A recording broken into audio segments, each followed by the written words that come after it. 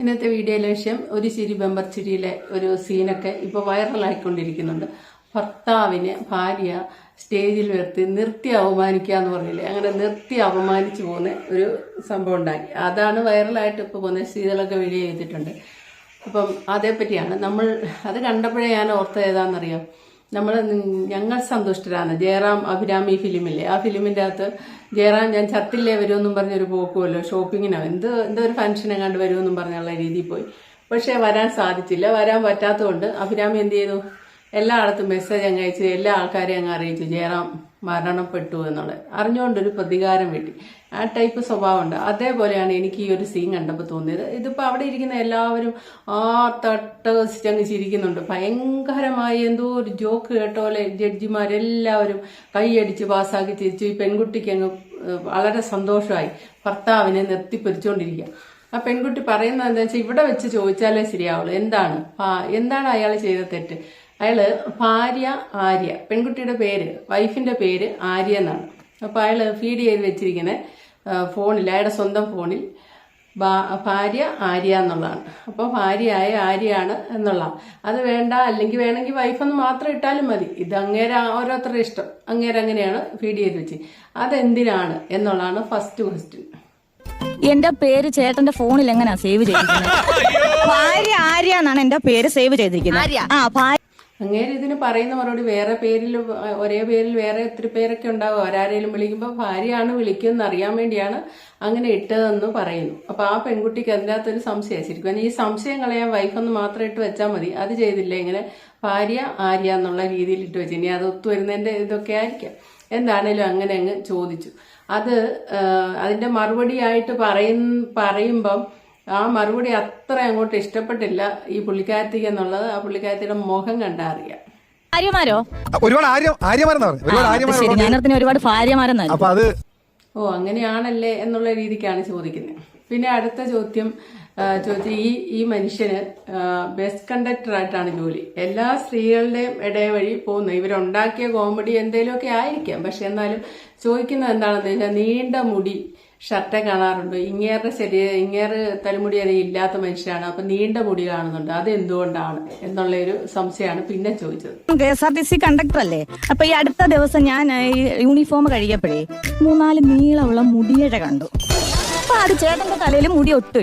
ഇനി എന്തിന്റെ പേരിലാണേലും, ഇത് സ്ക്രിപ്റ്റായിട്ട് അവരെഴുതി ഉണ്ടാക്കി ചെയ്തതാണെങ്കിലും അല്ലെങ്കിലും വൈറലാകാൻ വേണ്ടിയാണെങ്കിലും ഈ സ്ക്രിപ്റ്റിനൊന്നും നിന്ന് കൊടുക്കരുതെന്നേ ഞാൻ പറയുള്ളൂ. എന്താണെന്ന് വെച്ചാൽ, നമ്മൾ പണ്ട് ബാലയും അമൃതയും കൂടെയുള്ള ഇന്റർവ്യൂ ഒക്കെ ആദ്യകാലങ്ങളിൽ കാണുമ്പം നമ്മൾ മനസ്സിലാക്കിയിട്ടുണ്ട്, 10 പേരിന്ന് കൂടുന്നിടത്ത് വെച്ച് പാർട്ണർമാര് ചിലർക്കുള്ള ഒരു അസുഖം പരസ്പരം അപമാനിക്കുക.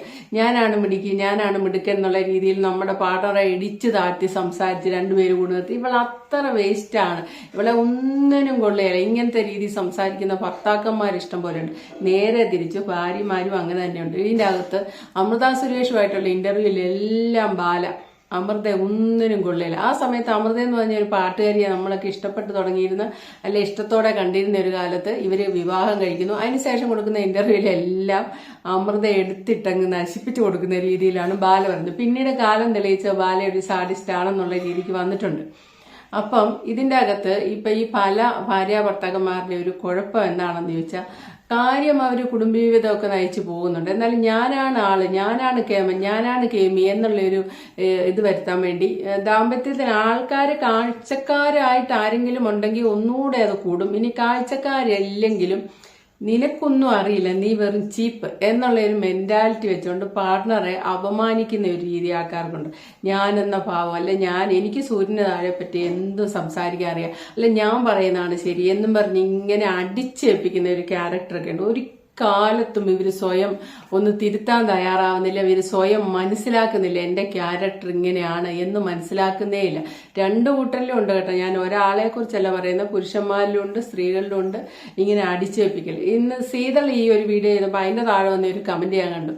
ഒരാൾ എഴുതിയിരിക്കുന്നു, ബാങ്കിൽ പോയി എന്തോ ഫില്ല് ചെയ്യുന്ന രീതി ഫില്ല് ചെയ്തപ്പോൾ ഭാര്യയോട് ഭർത്താവ്, എടാ അതാ എഴുതിയത് പോലെയല്ല, അത് തെറ്റാണ് എന്നൊന്ന് പതുക്കെ തിരുത്തി കൊടുത്തതിനായ അവര് കണ്ടു നിൽക്കുന്ന ആൾക്കാരുടെ എല്ലാം മുന്നിൽ ആ മനുഷ്യനെ അപമാനിക്കുന്നു. അതായത് പിന്നെ നിന്നെക്കാട്ടും വിദ്യാഭ്യാസം എനിക്കുണ്ടായി, എന്നെയാണോ നീ തിരുത്താൻ വരുന്നത് എന്നൊക്കെ ചോദിച്ച് അപമാനിക്കുന്നു. അപ്പൊ ആ ഒരു മനുഷ്യൻ അനുഭവിച്ച ഒരു അപമാനം ഒന്ന് ഓർത്ത് നോക്കിക്കേ, എന്തൊരു കഷ്ടമാന്ന് പറയാം. അപ്പൊ നമ്മൾ എപ്പോഴും ഒരു പരസ്പരം എന്ത് പറഞ്ഞാലും എത്ര കാലം ജീവിച്ചാലും നമ്മൾ പരസ്പരം ഒരു റെസ്പെക്ട് കൊടുക്കാതിരുന്ന ഇതേപോലെ പരസ്പരം അങ്ങോട്ടും ഇങ്ങോട്ടും അപമാനിക്കലാണ്. ഇതിന്റെ അകത്തൂടെ ആരാണ് ഇവർ രണ്ടുപേരുടെ ഉള്ള അഭിമാനം പോവുകയാണ്. ഇന്നിപ്പോ ആ മനുഷ്യനെ സ്റ്റേജിൽ നിർത്തിക്കൊണ്ട് ആ പെൺകുട്ടിയെ അവമാനിക്കുമ്പോൾ ഈ പെൺകുട്ടി പറയുന്നതും ചോദിക്കുന്നതും കേട്ട് അവിടെ ഇരിക്കുന്ന മഞ്ജു പിള്ളി ഉൾപ്പെടെ ആർത്തട്ടസിച്ചിരിക്കും, ബാക്കിയുള്ള പ്രേക്ഷകർ ചിരിക്കുകയൊക്കെ ചെയ്യുമ്പോൾ ഈ പെൺകുട്ടി അവർക്ക് ഞാൻ ആരോ ആയെന്ന് ഒന്നും ആയിട്ടില്ല, വെറും ചീപ്പാകുകയാണ് ചെയ്തത്.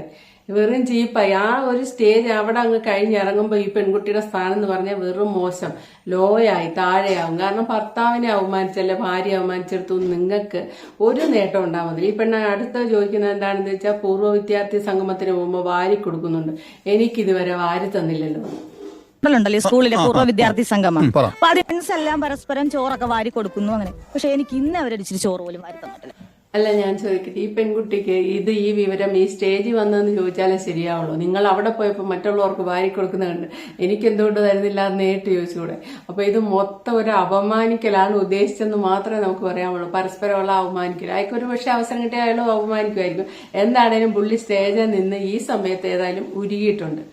അതേ പറയാനുള്ളൂ. ഏതായാലും ഇങ്ങനെയൊരു പ്രവണത ഭാര്യ ഭർത്താക്കന്മാർ ചിലരെങ്കിലും കൊണ്ടു നടക്കുന്നുണ്ടെന്ന് പറയാതിരിക്കാൻ പറ്റില്ല. നമ്മളിപ്പോൾ ഒരു ബന്ധുവിന്റെ കല്യാണത്തിന് പോകുന്നു, എല്ലാവരും ഇവിടെ കൂടുന്നു, അപ്പൊ നമ്മളിങ്ങനെ തമാശയൊക്കെ പറഞ്ഞിരിക്കുന്നു. അപ്പൊ ഇവര് ഭാര്യയും ഭർത്താവും കൂടെ നിൽപ്പുണ്ടെങ്കിൽ അതിലേതെങ്കിലും ഒരാൾ എന്തായാലും നമ്മളിപ്പം ഭാര്യയാണ് എന്തെങ്കിലും ഒരു ജോക്ക് പറഞ്ഞാൽ ഉടനെ മറ്റുള്ളവരൊക്കെ ചിരിക്കി കൊടുക്കുകയോ ചെയ്താൽ ഉടനെ തന്നെ ഭർത്താവ് എങ്ങനെയെങ്കിലും അവളെ പറഞ്ഞ് താഴ്ത്തി വിടുന്ന ഒരു രീതി ചിലരൊക്കെ എങ്കിലും കാണിക്കാറുണ്ട്. അതിലൂടെ ഇയാൾ അങ്ങ് കേമനായെന്നുള്ളൊരു വിചാരമാണെങ്കിൽ ഇവരുടെ മനസ്സിടിഞ്ഞപ്പോൾ തന്നെ വളരെ സങ്കടം വരും. പക്ഷെ അതൊരു കാലത്തും പുറത്ത് കാണിക്കില്ല, സ്ത്രീകൾ പുറത്ത് കാണിക്കത്തില്ല. അവർ ആ വിഷമം അങ്ങ് കടിച്ചമർത്തും, അങ്ങനെയുള്ളൂ. പക്ഷെ ഇയാൾ അങ്ങ് കേമനായി എന്നാണ് ഇയാൾ വിചാരിക്കുന്നതെങ്കിൽ കണ്ടു നിൽക്കുന്ന കാണികളുടെ മുന്നിൽ ഇയാളും സീറോ ആകുകയാണ് ചെയ്തത്. ഒരു കാലത്ത് ഇയാൾ കേമനായിട്ടില്ല.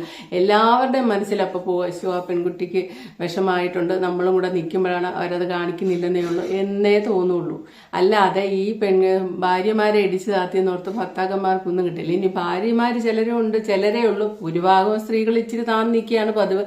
എന്നാലും ചില സ്ത്രീകൾ ഈ പറഞ്ഞുള്ള തണ്ടും താൻ്റെയും എല്ലാം കൂടിയിട്ട് സ്വന്തം ഭർത്താവിനെ മറ്റുള്ളവരുടെ മുന്നിൽ വെച്ച് അവമാനിക്കുന്നുണ്ട്. ഈ അവമാനിച്ച ആളുടെ കുഴപ്പം എന്താണെന്ന് വെച്ചാൽ നമ്മൾ അതിലൂടെ ഒന്നും നേടുന്നില്ല. നമ്മൾ അങ്ങോട്ട് മാറി നിൽക്കുമ്പോൾ കേട്ട് നിന്നവർ നമ്മളെ പറ്റി മോശം പറയും. അത് ഇവരെ രണ്ടു കൂട്ടരെ പറ്റി മോശം പറയും. അല്ലെ നിങ്ങളുടെ ദാമ്പത്യത്തിന്റെ ഒരു നേർരേഖ ചിത്രം അവർക്ക് കിട്ടി, വെറും മോശമാണ്, ബോറാണ്, ഇവര് പുറമെ കാണുന്ന പോലെ അല്ല എന്നുള്ളതും കൂടെ അവർ ബുദ്ധിയുള്ളവർ കണ്ടുപിടിക്കും.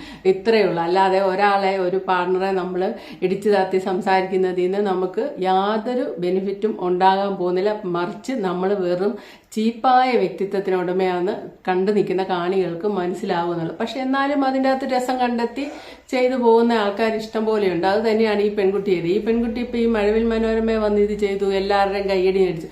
ഇവരെല്ലാം അങ്ങ് പോയോ? പിന്നീട് ജീവിക്കേണ്ട ഇവർ രണ്ടുപേരുമാണ്. അപ്പൊ അവരുടെ ഇടയിൽ ആ ഒരു അപമാനിക്കപ്പെട്ടതിന്റെ വേദന ആ ഹസ്ബൻഡിന്റെ ഉള്ളിൽ നിന്ന് ഒരു കാലത്തും പോകുന്നില്ല. ആൾക്കാർ ചോദിക്കുന്നില്ല എങ്ങനെ സഹിക്കുന്നു എന്നാണ് നമുക്ക് ചോദിക്കുന്നത്. എങ്ങനെ ഈ ഭാര്യയുടെ കൂടെ സഹിക്കാൻ പറ്റുന്നു? ഒരുപക്ഷെ ഇത് സ്ക്രിപ്റ്റ് ആയിരിക്കാം, ഇവര് പറഞ്ഞിട്ട് ചോദിച്ചതാവാം. എന്നാലും വ്യക്തിത്വത്തോടെ ഇങ്ങനെയുള്ള എന്റെ ഭർത്താവിനെ അങ്ങനെ അവമാനിക്കരുത്, അതെനിക്കിഷ്ടമല്ല എന്ന് വേണേ ആ പെൺകുട്ടിക്ക് പറയാൻ. ഇതൊന്നും പറയാതെ ആൾക്കാർ കേൾക്കി ഇങ്ങനെ ചെയ്തു. ചില സ്ത്രീകളെ ഞാൻ കണ്ടിട്ടുണ്ട്, ഭർത്ത വീട്ടിൽ കല്യാണം കഴിച്ച് വിട്ട് കഴിഞ്ഞാൽ, പണ്ടാണ്, ഇപ്പോഴങ്ങനെയുള്ളവരൊന്നുമില്ല, ഭർത്താവിന്റെ വീട്ടിൽ എത്രയെല്ലാം അപമാനവും ചവിട്ടും തൊഴിയും എല്ലാം കിട്ടിയാലും സ്വന്തം വീട്ടിൽ വന്ന് പോലും അതൊരു പരാതിയായിട്ട് പറയുമോ, നാലാളറിയെ ഷെയർ ചെയ്യുകയോ ചെയ്യത്തില്ല. എല്ലാം അമുക്കി ജീവിക്കുന്ന സ്ത്രീകൾ നമ്മളുടെ ഇടയിൽ ഒത്തിരിയും ജീവിച്ചു പോയവരുണ്ട്.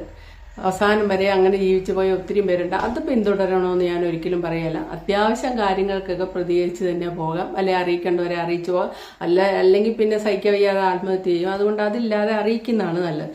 പക്ഷെ ഇങ്ങനെയുള്ള അപമാനിക്കൽ, നാലാൾ കൂടുന്ന ആൾക്കാരെ 4 പേരെ കണ്ട ഉടനെ തന്നെ ഒരു ബാധ കയറുന്ന മാതിരി ഞാനെന്തോ വലിയവനാ, അല്ലെ ഞാനെന്തോ വലിയവളാന്നും പറഞ്ഞ് പാടറെ ഇടിച്ചു താഴ്ത്തി സംസാരിച്ചിട്ട് അതിൽ നിന്ന് കിട്ടുന്ന സന്തോഷം അധികം നാളൊന്നും നിങ്ങൾക്ക് ആസ്വദിക്കാൻ പറ്റത്തില്ല. കാര്യമില്ല. അത് കണ്ടു നിൽക്കുന്ന അവർ നിങ്ങളെ വെറും 0 ആയിട്ടാണ് കാണുന്നുള്ള തിരിച്ചറിവ് ഇനിയെങ്കിലും നിങ്ങൾക്കൊക്കെ വേണ്ടതാണ്. അപ്പൊ ഈ പെൺകുട്ടി ചെയ്തതിന് ശരിയാണെന്ന് നമുക്ക് പറയാനേ പറ്റില്ല. അത് കണ്ട് ചിരിക്കാൻ ആ ഒരു ഷോയിൽ ഇരുന്നവർക്ക് മാത്രമേ പറ്റുള്ളൂ. അല്ലാതെ ആ ഷോ കണ്ട സാധാരണക്കാർക്ക് പറ്റാറില്ല. എല്ലാരും ചിന്തിക്കുന്നേ ആ പുരുഷനെ എന്തോരം അവമാനിച്ചു. ഇതേപോലെ ജയറാം എന്തോ ഒരു പാർവതി നിൽക്കുമ്പോൾ പാർവതി കല്യാണം കഴിച്ചത് ഏതോ ഒരു പെൺകുട്ടിയെ പറ്റി ചോദിക്കാമെന്ന് ജയറാം പറയുന്നുണ്ട്. അടുത്ത പ്രസംഗം പാർവതി ഓൺ ദ സ്പോട്ടിൽ പറയാം, അങ്ങനെ ഒരു സംഭവം ഞാൻ അറിഞ്ഞിട്ടില്ല, ഇത് ഇപ്പൊ കേൾക്കുന്നത്, ഇപ്പോഴാണ് ഞാൻ അറിയുന്നത്, വെറുതെ നുണ പറയുന്ന എന്നുള്ള രീതിക്ക് പറഞ്ഞു. ആ ഒരു ക്ലിപ്പ് കണ്ടപ്പോഴേ ഞാനത് ഓർത്തു. അത് പാർവതി അങ്ങനെ പറയാൻ പാടില്ല. ഇനി ജയറാം അതൊരു തമാശയുടെ പുറത്ത് ഇങ്ങനെ ഒരു തമാശ അവതരിപ്പിച്ചാണ് അവിടെ, ചുമ്മാ അവരുടെ ദാമ്പത്യത്തിലെ ഒരു തമാശ അവതരിപ്പിച്ചാണ്. അത് പിന്നെ വേണേ മറുപടി പറയാം. അതിന് പകരം അപ്പം തന്നെ കയറി അതിന് മറുപടി പറയും ജയറാമാണ് നാണം കെട്ടെ. അത് ഇങ്ങനെ സംഭാഷണം നടത്തും. നമ്മൾ ശരിക്കും പറഞ്ഞാൽ പൊതുമധ്യത്തിലാണ് നിൽക്കുന്ന, നമ്മൾ ഓർക്കണം, ഓർത്തേ നമ്മൾ സംസാരിക്കാൻ പാടുള്ളൂ. Okay, thank you for watching. അടുത്ത വീഡിയോ കാണാം.